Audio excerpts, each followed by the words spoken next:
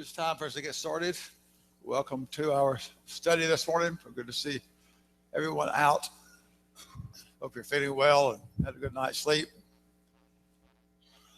We'll proceed this morning in this class and one more, and then we'll have a review session, and that'll wind the quarter up. Uh, I've enjoyed it tremendously. We'll talk about that more later. Getting into our review a little bit, kind of where we are. In Judah, the southern kingdom, on the left on the screen up here, of course, went through Asa and Jehoshaphat as good kings, and then Jehoshaphat's son Jehoram, of course, married Athaliah, the wicked daughter of Ahab and Jezebel. So that threw their influence into the southern kingdom with Jehoram and Ahaziah, the son of Jehoram and Athaliah. And then when Jehu killed him, Athaliah took over. So things have been really bad in the southern kingdom for quite a while. And then the infant son that was saved, and we talked about this, is now 7 years old, and he's put on the throne. Jehoiada is really running things as far as the kingdom's concerned. In Israel, we've had Ahab and Jezebel, wicked, and their son Ahaziah reigned for a short period of time. And then their other son, Jehoram, took over as king. And then Jehu came in and wiped out the house of Ahab. When he did that, he killed, of course, all of Ahab's people on the Israel side. But since Jehoram is actually a grandson of Ahab, he also killed him and Ahaziah, Ahaziah on the other side. So he's kind of wiped everything out. So we got new kings on both sides. Jehu's the king in Israel, and the child Joash is king in Israel at this time. So we take off from there. Joash is 7 years old. Jehoiada is really leading the people, because we'll talk about his age again a little bit later on and kind of tie the two together a little bit. He calls them to renew the covenant, same covenant they had with Moses back in the wilderness at Mount Sinai. Got the law out, read it again, and called the people that. And they agreed to it. The people did. I'll be your God, be my people. Of course, we know that's the only way to get God's blessings is to do that. So they agree. They tear down the temple of Baal, destroy it totally. And now we've got a true descendant of David, Joash, on the throne. Not just a child, but he is a descendant, David through Solomon, through that line there. And as long as Jehoiada lives, Joash is faithful. And we'll get to that a little bit more today. And the majority of Judah is faithful. He has an influence over the whole one. We're going to talk about that some toward the end a little bit here too. And put this question up here, that's a contrast between what happened in Israel, what happened in Judah. When Jehu went up there and wiped out the house of Ahab and destroyed the temple of Baal there, he went right back to worshiping the golden calves. In Judah, that's not what happened. They wiped out the temple of Baal, and all the appearances are that they're trying to get the temple restored and worship Jehovah in the temple as they should. Difference between the two. So look at one is complete obedience, the other is not, doing just what pleases me. We talked about that point quite a bit. Then last time we looked at the book of Joel, just in a short overview type thing. 3 parts we talked about to the book of Joel, the actual physical locust attack that it come in and just wiped out all the vegetation. And Joel using that as a parallel to the destructive army that's going to come in if you don't turn back to God. And then, of course, there are spiritual applications to come out of it, the prophecies that are used in Acts chapter 2. So the time of the book of Joel, we talked about there's a couple of differences there with the scholars as to when the book was written, when it applies, whether it's in this time frame here, 830-ish or so, where we are with our study of the Kings, or to go after the exile, which they were like 500 BC, many years later. We're putting it in here. There's no king named in the book, so it's kind of hard to tie it down to any specific time frame because of that. It does fit in well, it seems like, with some of the things that's talked about here. Joel's work is in Judah. Judah's been under the crazy influence of Athaliah and all her wickedness there. And so he is like the priest, Jehoiada, is trying to pull the people back to God, get them to come back. That's his work. And he says the only way to do that is total, absolute, heartfelt, true repentance. Rent your heart and not your garments, it says. Pray for God's mercy, then turn back to him, that this devastating army, which he had compared to the locusts that had come through and devastated things, will not come. And he said, if you'll do that, then recognize the fact that I'm the Lord your God, and besides me, there are no others. I'm God. With reference back to the Ten Commandments, the very first one is, have no other gods before me. I am your God. I am the only God. That's what God wants us, them and us, to worship him. Then we talked a little bit about the spiritual application, what's tied into Acts chapter 2 with Peter's sermon. You're going to pour out your spirit in those days, and whoever calls on the name of the Lord will be saved. It goes forth from Mount Zion, where the Lord does. And got that. So here we are with our kingdoms now. We got Joash in Judah, and we got Jehu reigning in Israel. So we'll pick up kind of at that point and start today's stuff. All right, let's look at this chart here just for 1 minute and look at some of our confusing stuff. Now keep in mind this chart flips them around. It's got Israel on this side, Judah over here. And all I want to show you here is this. Look, we got Ahaziah over here and Ahaziah over here. We have a Jehoram over here and a Jehoram over here. Guess what? We have a Joash over here and a Joash over here. And of course, Athaliah has been on both sides. So things get very confusing as you go through and how to keep all these kings straight as to which one you're talking about, get them in the right slots and whatever. But there are very confusing names when you look at them. All right, in Judah, think about the southern kingdom now. In Judah, Athaliah is dead. When they brought Joash out, made him king, she hollered, treason, treason. They took her out of the temple, didn't want to kill her there, out of the temple and killed her. Joash is king. Jehoiada is the priest, high priest, chief priest. He's actually the one that's into controlling and kind of running things with Jehoiada there, with Joash there. Now, the temple itself by now is 150 years old, and it's been wrecked, if you will, because they came in and pulled all the things out of it and took it over and put them in the house of Baal and got away from the worship of God in the temple and built up the temple of Baal. And in so doing, they just left the temple in a mess. So Joash wants to put it back together. He wants the temple restored because they've gotten rid of the house of Baal now, and they want to worship Jehovah in the temple as they should. And this verse here picks up two things of interest. One is that the sons of Athaliah have broken into the house of God and taken all the things dedicated to that house and moved them out into the house of the Baals. So that's the reason they won't put them back. But the other interesting thing about this verse is, look what it says. Athaliah, what? That wicked woman. I mean, you ladies like to have that tacked on your tombstone. This, huh? Yeah, her mother, that's what I mean. She got it right for her mom, no doubt about that. Daughter of Jezebel. But the inspired writer here actually uses those words. For the sons of Athaliah, that wicked woman. How does that be described like that? Can you imagine? That's when you go down in history and writing to be described as that wicked woman. Okay, Joash wants the temple repaired. That's what we're talking about here mainly. So he tells the priest to take taxes from the people. And as I read this, it's not extra tax. It's a tax that should be given already, come from what the law of Moses is. And I may be wrong about it, but I get the implication that the priests are taking some of this money and using it for themselves instead of using what they should be doing with it. Because of that, they delay. It's a long delay. It's just always to the 23rd year of Joash before Joash realized that, hey, nothing's has been done. I told you to do this. Give him out. He's a youngster at this point when he starts off. But 23 years later, there's nothing been done about getting the temple repaired. So he calls him in again and said, look, I want it done. This is not right.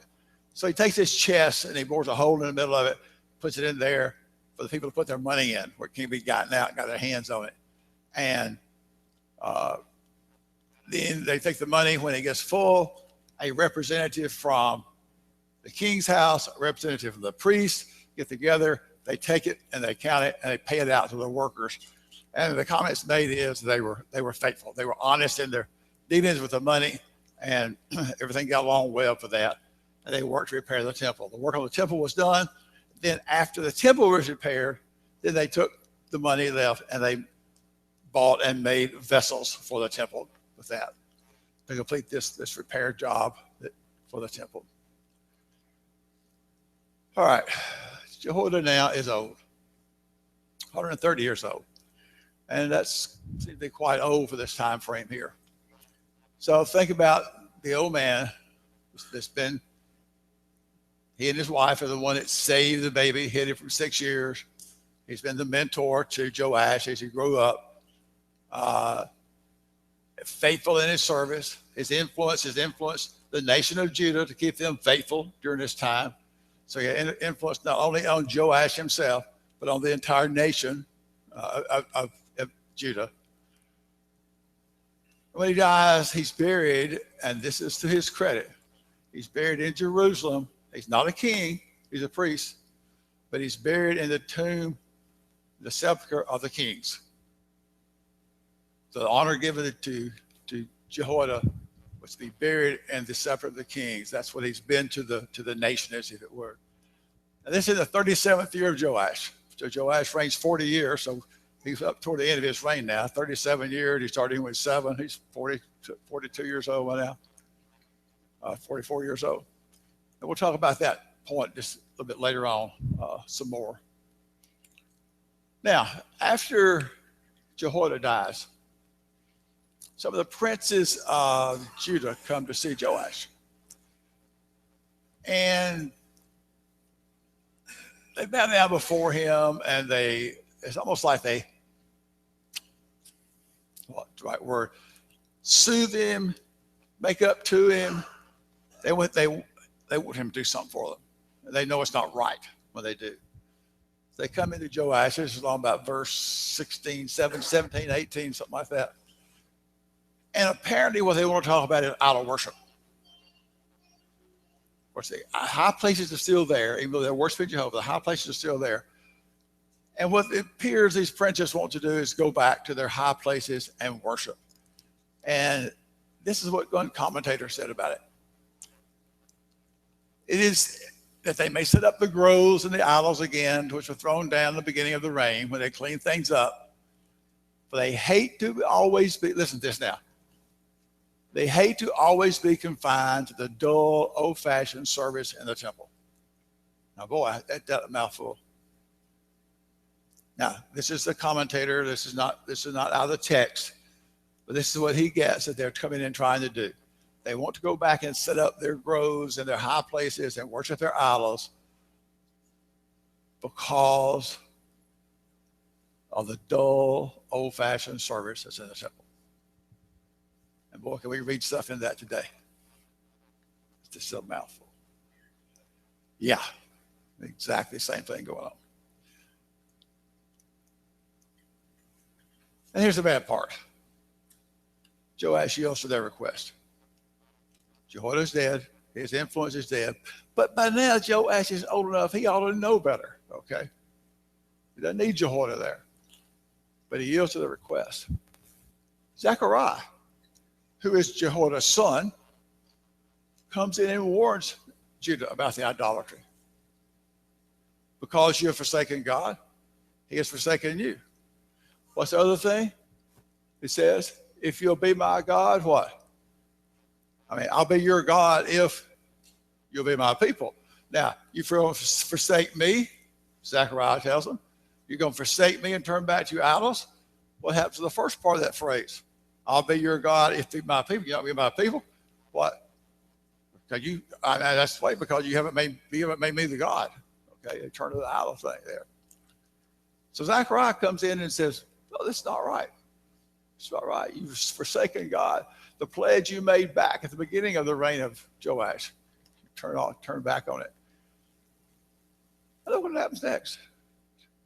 Joash has him killed. They had him stoned. And this is the son of Jehoiada. Who is Jehoiada to Joash? His mentor all this time. Yeah, he's the one that saved him from being killed by Athaliah. He and his wife, Jehoshaphat. And now, because he's told them to do, if what you're doing is wrong, he has him stoned. All right. Let's kind of get out of Judah. Let's go way back up now to Syria. Hazael. Hazael is the king of Syria and Damascus. He's already kind of subdued Israel. We talked about that already. Their territory is shrinking some. And now he captures the Philistine city of Gath. So here's Damascus way up here. This territory of Syria, this yellow here. Where Israel's down here. It's been subdued somewhat. And Gath is way down here. The city of Philistines. So Hazael's come from Damascus all the way down here and captured the city of the Philistines, Gath. And now he sends a small army up to Jerusalem. So he subdued Israel. He's gone down and conquered the Philistine city of Gath. He sends a small army up to Jerusalem. And Joash surrenders to him. Several of the princes are killed. But this verse here is the key why. It's kind of hard. I might make it smaller when it fit on the screen here. Look what it says. The Syrians came with a small company. Hazael came with a small army against Judah. But the Lord delivered a very great army into their hands. Judah had an army. Joash had to surrender because, here they go again. Same thing we've seen over and over. Because they have forsaken the Lord their God. And he's executing judgment against them.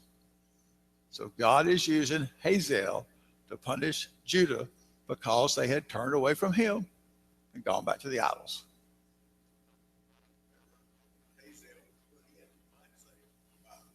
Oh yeah, because Elisha went up and anointed him. Yeah, and Elijah was told that way back when he was down at Mount Carmel. Hazael leaves Joash wounded in this battle that goes on between Syrians and people of Judah. And two of his own officials come in and kill him. And what they're doing is avenging the blood of Zechariah that Joash had killed. So they killed him because of that. Now, that point will come back in a minute. Whoops. So Joash now is buried. The king, where's Jehoiada buried? Jehoiada is buried in the tomb of the kings, but now Joash the king is not, because he's turned evil, turned against God. So now Amaziah, his son, is right now. He's still in the bloodline, David's bloodline through Solomon. So we got Joash, now Amaziah. Amaziah is reigning in Judah. 45 years old when he became king, reigned for 29 years. He did what was right. But not with a loyal heart, it says, or not with a faithful heart, one verse it says. So he's trying to do what's right, but he doesn't have his heart totally into it. And we can make a whole conversation about that, doing what's right for the surface without really being convicted about it. Idolatry keeps going on, and look what Amaziah does. Amaziah goes back and kills the ones who had killed his father. They killed him because he had killed Zechariah. But there's a chain reaction here of taking vengeance on those who had done this evil. Now we're going to jump up into Israel. So we talked about what's going on in Judah. We brought Hazael down for this battle here. Now let's go focus on Israel a minute. Jehu is in Samaria. He dies. So we got Jehu out of the way now. Remember, Jehu's the one that went in and the destruction of God, wiped out Ahab's house, tore down the temple of Baal, zealous one to get things done. Jehoahaz, his son, is now the king. Remember the promise God made to Jehu when he was doing all this good stuff, his zeal coming through, and he wiped out Baal's house, the Ahab's house, and the temple of Baal. Your sons for 4 generations will reign on the throne. Well, this is the first one. Jehoahaz is the first of Jehu's descendants that will be on the throne in Israel. There'll be 4 of them coming here. We won't quite get to all of them. But here we go. Jehoahaz, get evil aside the Lord, and you read this phrase, I think it's 2 or 3 times in the same chapter. He followed in the sins of Jeroboam the son of Nebat, who made Israel to sin. Way back. What mistake did Jeroboam make? The golden calves. And they've been a thorn in Israel's side ever since. Because we read over and over. He went back to the way of Jeroboam the son of Nebat, who made Israel to sin with those golden calves. Okay, Jehoahaz, Jehu's son, reigning now in Israel. So, because what he's doing, God brings Hazael against him. And he says he wipes him out. I think what people were like 50 horses left or something like that, or 50 chariots or whatever. I mean, he's down to nothing there. But in desperation, how often do we turn to God in desperate times? Things get bad, we got to turn to God. Desperate times, he turns to God for help. Pleads to God. And God sent a deliverer for him. But even at that, here we go again, same phrase. Even at that, and God tried to pull them back. They did not depart from the sins of the house of Jeroboam, who made Israel to sin. Kept worshiping the wooden images. Now think about this verse. The Lord's not, this is to us. The Lord's not slack concerning his promises, long suffering. But patience can run out at some time. God wants repentance. God wants repentance. He brought a deliverer in. Didn't change them. So Jehoahaz dies now. And his son, Jehoash, or Joash, either way. So we got a Joash, it was in Judah, now we got a Joash in Israel. So he's now the king. And in Syria, Hazael dies. And his son, Ben-Hadad, is going to be king there. But he had Ben-Hadad as a title, if you will, for a lot of the Syrian kings up there. So we've got a lot of new kings popping up here. We'll get a chart, kind of catch up here in a minute. Talk about Elisha. Elisha's been around for a long time. Of course, took the place of Elijah. But he's now very, very, very old. And he's deathly ill. And so Joash, that's Joash, Jehu's grandson, the king of Israel, Joash goes to visit him. He recognizes who Elisha has been to the nation of Israel. God's representative there. Has tried to turn things around. Hadn't been successful in doing it. But he goes to visit him. And Elisha tells Joash to draw your bow, put it out the window, and shoot. He tells him that this is God's sign that he's going to conquer the Syrians. Elisha's an old man. He said he draws the bow back, and then Elisha puts his hand on the bow with him as the arrow shoots. And then he tells him to take the arrows and strike the ground. It's like take the bundle of arrows you got left, and he strikes the ground. He strikes the ground 3 times. And what did Elisha say? Oh, I wish you struck it 4 or 5 or 6 times. Because that's how many times you're going to have victory over Syria. You struck it 3 times. Elisha said, oh, wish it had been 5 or 6. We'll talk about that point in just a minute. So here's our kings now. It's kind of where we are. We've had Jehoshaphat, Jehoram, of course, married to Athaliah, Ahaziah, their son, and the Jehu killed. And then Athaliah herself was there for about 7, 8 years. Joash is put in as just a young child. Now he's been killed. And Amaziah, his son's reigning in Judah. So that's kind of where we are in Judah. Over here, we've had Ahab, Jezebel, 2 of their sons, of course, reigned as king. Jehu came in and wiped them out. his son Jehoahaz, and now Jehoash or Joash. So that's kind of where we are. We got second generation of Jehu's on the throne now. That kind of catches our kings up a little bit. And we're down now to about 800 BC time frame. So we're what? Less than 80 years, about 80 years, till the nation will be gone. They get so wicked, so wicked. They're going to get one little positive spurt in here before we go. One little positive time, but then they're going to be wiped out 80 years from now. They're gone. But Jeff and Gary do that next quarter. All right, comments from anybody over the narrative kind of thing before we talk about 3 or 4 points here?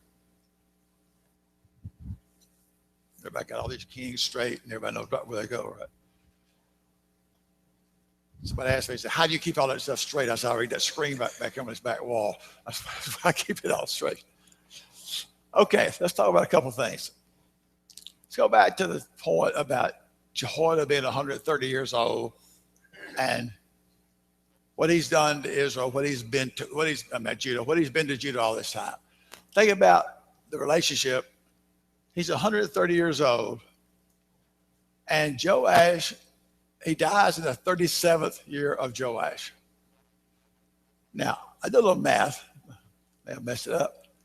But if he's 130 years old, and it's the 37th year of Joash, how old was, it's your math problem, how old was Jehoiada when Joash became king? If I subtract 37 from 130, he was 93 years old. Does that make sense? So Jehoiada is 93 years old. The priest serving Jehovah, when this little 7-year-old boy was brought out made king. 93 years old.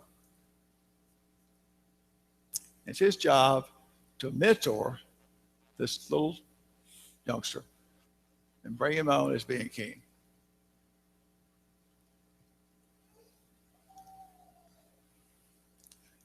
We probably don't have any 93-year-olds in here. Maybe got some getting close. No 93s, maybe no 83s. I think we got some 83s. 73s, 63s, maybe some 53s. It's got some grandkids. It's got some people that you have influence over. What are you doing? What are we doing? Compare yourself to Jehoiada a minute. 93 years old, and you got this 7-year-old boy that you're going to train up. He ain't got any parents. You're the only influence on him. How you going to handle it? So I just thought about us as grandparents, us as great-grandparents. With all the time we have to influence the youngsters around us. And maybe you're not a grandparent. Maybe it's just others you had to work with. Heard Randall sing a song last night, Randall Hammock, about his grandpa. And how much he meant to him, and how much he learned from him. These kids remember those things. But every one of you can go back to your grandparents, or your parents, your grandparents, and things they taught you. So what are we doing for the next generation? That's my question. But not only had Jehoiada influenced Joash himself, he had also been the influence for Judah that kept them faithful. So it's not just the king, the young king, but the nation was influenced by Jehoiada. So my thought here is, we got a group right back here. We got a group that sits right over here. We got a group of young folks that sit right down here. We got a group here. What are we doing? What are we doing to influence one another? What are you doing to influence the group that you sit with, sit around, and talk to? What are you doing to influence these on this side of the building over here that you may not have ever met? Are we helping Eastside? Am I helping us to be faithful? All of us, helping all of us to be faithful. Judah stayed faithful because of Jehoiada's influence. What's the east side doing with my influence?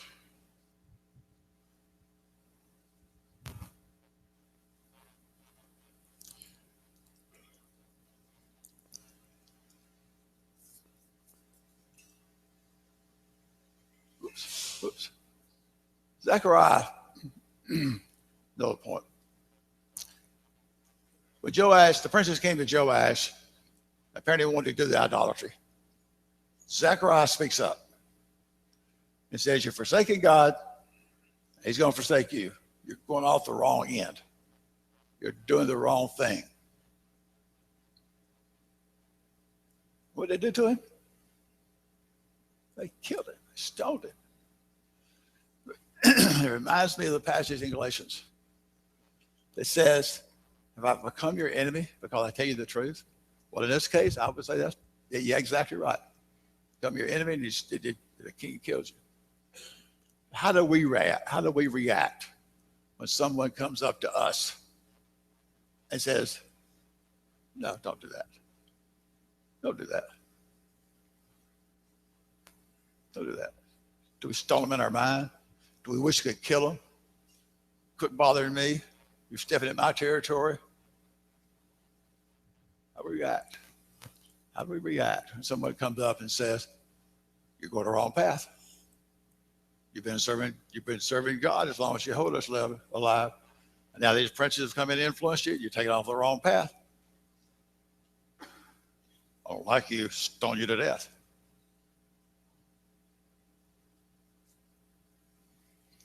I think I got one more. Elisha's on his deathbed. Joash, king of Israel, comes to see him. They shoot the bow. Don't conquer Syria. He tells him to strike the ground. He strikes the ground 3 times. And Elisha says, why not 5 or 6 times? He says, I wish you had done it more, because that's how many times you're going to defeat the Syrians. A thought that came to my mind was God limited? How many times could God have them conquer the Syrians? 3 times? Is that all the power God had for them? No. How many times could God have conquered the Syrians? As many times as he wanted to. What limited it? What stopped it at 3? That's how many times he struck the ground with the arrows. Now, I don't think he knew at that point what it was for. But how often do we limit God when God's not limited?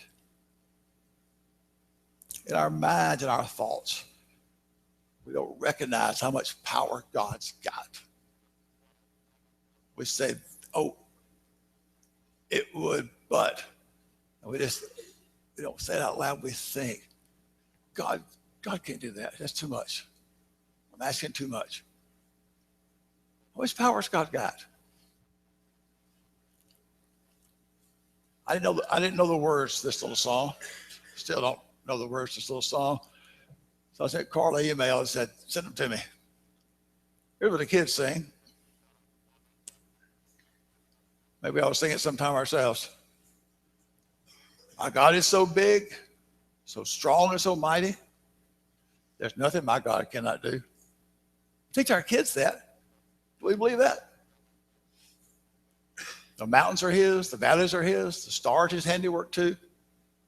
My God is so big, so strong and so mighty. There's nothing my God cannot do. Don't limit God. Don't limit God in our minds. Don't let us think in a way that limits God's power. God's not limited. We limit him ourselves. We limit him by the way we think about him. There's nothing my God cannot do.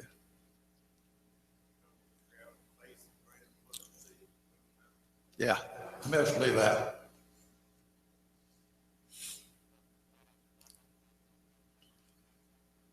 Okay, Comments from anyone? I think that's the last. What's wrong with? I got the last slide. Yep.